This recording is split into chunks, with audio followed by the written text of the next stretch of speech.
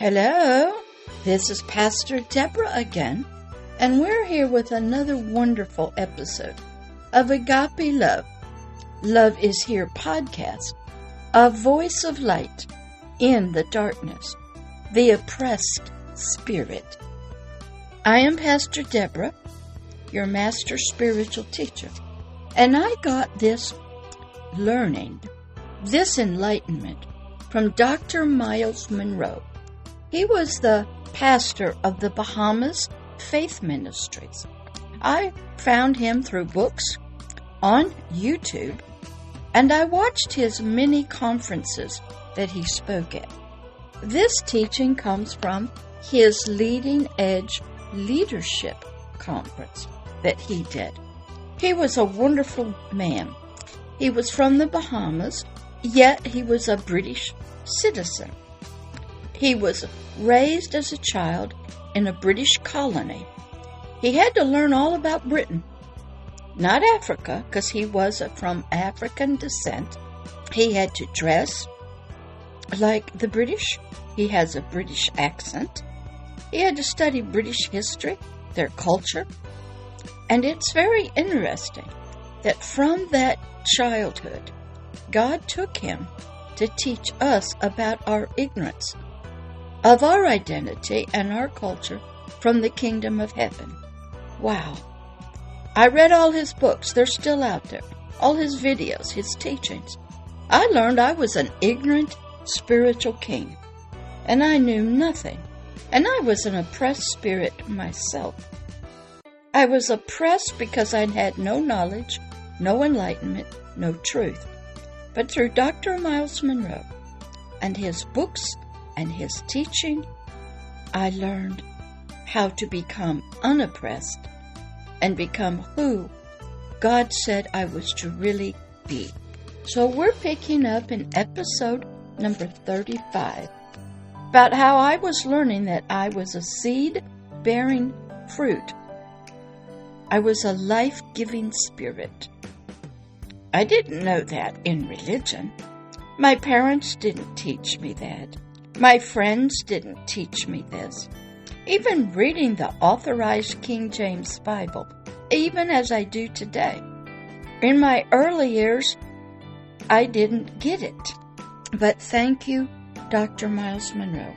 Him and his wife, Ruth, are now in heaven. And I'm sure he's still teaching, because there's a lot of babies spiritually up there that need a lot of information. A lot of teaching about who we spiritually really were meant to be. So we're picking up in this episode number 35 that I had learned myself, and so will you, of the spiritual reality of becoming a true and free spiritual king of the kingdom of heaven. My mind of my spirit had to be transformed. The old me that was Jan in my soul had to die, and it did. And Deborah arose. Then Deborah had to be fed milk and bread, and eventually meat of the word. And that's where Dr. Myles Munroe came in. So let's pick up in episode number 35, where we were learning that we were to become a spiritual tree of the spiritual kingdom of heaven, bearing fruit, and so we would be called a life-giving spirit here on earth, in our earthly life. So let's pick up. The seeds of life that you too, when you learn this, that I was to be carrying because I was a tree. I had been planted in his garden. I was also like a vine with grapes on it. But if I produce no fruit, which 99.9% of all humanity do not, then I'm not a fruit producing. I'm just producing leaves, but nothing for anybody to be nourished by, to take and eat and grow by. But this fruit was inside of my spirit, but I didn't know that. Do you? What fruit was it? What was I to be? What was a life-giving spirit?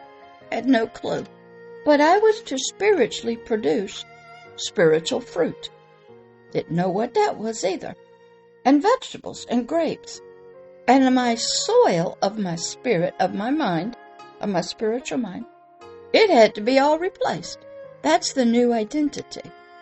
Then the new water and sunlight had to come in to help these seeds of this new information, knowledge, to grow.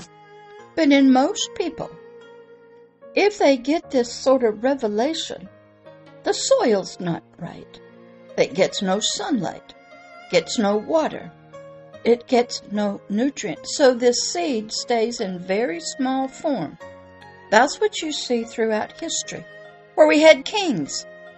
And the king said he was the son of God. And we knew about the underworld. And we knew about demons and devils. Every religion knows of it. And all nations started off with kings. And they started off with rulership and caring for the nations they were in. But it was a twisted form, sort of, right pattern from our early days, way, way back to spiritual Babylon, way, way back in ancient history. The capacity that was in this little bitty seed, like when we knew there were to be rulers and kings, the government was to care for the people. Those were seeds of this truth that our soul had, but it never got nourished correctly. It had the potential and the capacity to become a life-giving spirit, or what you might call a fruit-bearing tree, but it was in the wrong ground. It was getting the wrong light, the wrong dirty water, and therefore it was not producing living spiritual fruit. The spiritual potential, I learned, to become a spiritual tree that produces sweet, beautiful, majestic fruit was always there. And the reason was there was a wonderful gardener of humanity, the great I Am, who knew that before this fruit could produce, it had to die. And we are told stories about that from a young man named Christ Jesus. He was saying that if you had a seed, it has to fall to the ground. But the outer covering, maybe the skin or the hard part or something, it had to fall away, break open, for the little tiny seed that's inside. You can see it in a kernel of corn, in an apple seed. The apple seed is buried deep in an apple. And then that apple seed is covered with a skin. And all of that has to fall away in order for the little teeny weeny seed that is protected. We'll even look at it through an egg. An egg's the hard shell on the outside. The seed is the yolk, but it also has the white around it. All of that has to fall away in order for the seed to develop. I had to study, and I hope you do. And God's given us many examples to help us. But He always had a plan for humanity, but it did get messed up by our spiritual adversary and his Satan and his desires of his heart.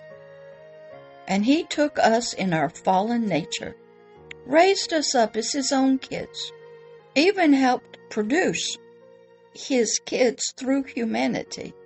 Yeah, most of us are all Satan's kids, with his heart and mind, and his lust and desires, not the heart and mind of the King of the kingdom of heaven. But our spiritual potential was always there, because God was there. He was always working. He had a plan before even creation was birthed out of his womb. He had a plan. He knew what was going to happen. because he knows the future. And he could see into it even before it came out of him. He had a plan. He knew what would happen. But our spiritual potential was always going to be there. And the potential was for us to always produce spiritually sweet, beautiful, living, majestic fruit. But it got trapped inside of our soul, and our spirit became encased in this wax grossness of the flesh of the soul. The lust of the eyes, the lust of the flesh, and the pride of life even ruled our spirit. Our spirit was no longer free. It was dead to God and all things of God. Still had the little seeds in it, but we were not living spirits. So the fruit could not become fully mature. It could not develop. And the fruit that it did bear was satanic, evil, wicked, lustful, greedy, deceitful, anti-everything of God and His kingdom. It was horrible. We see it now. Killing, murdering, abusing nature, animals, humans. That is what we have become. We still produce fruit. You could see it like this: generational curses, or what your parents teach you. And you carry that on when you become a parent. Very interesting. You have to study deep. So this spiritual fruit that was originally in us became buried. It became so polluted, corrupted, perverse, but it had some of the ancient patterns of the kingdom, and that we were to be a king. And that is how leadership sort of developed perversely. How kings came into as ruling a nation. And where that comes from is on Nimrod, the first king of spiritual Babylon on the earth. That's another teaching I have in spiritual Babylon, under the kingdom of darkness. So most of us never bear the fruit we were to bear. But first, before you can do that, you had to die to the old you. I did that, and you will have to do that. But we will stop right here and pick up in the next episode. Don't like to go too far. It's powerful stuff. I had to watch Myles Munroe's videos over and over, take notes, write them down word for word, get his books, read them, reread them, watch the videos, reread his books for years and years and years and years. And you will have to do the same thing if you want to become a new you. If you want to no longer be oppressed, then you have to learn. You have to eat so you can mature and grow. All right, I'll see you on the next episode of The Oppressed Spirit, the voice of light in the darkness to us about there's hope, there's healing, there's life, and you can become all you were supposed to be. All right, I'll see you on the next episode. Bye-bye.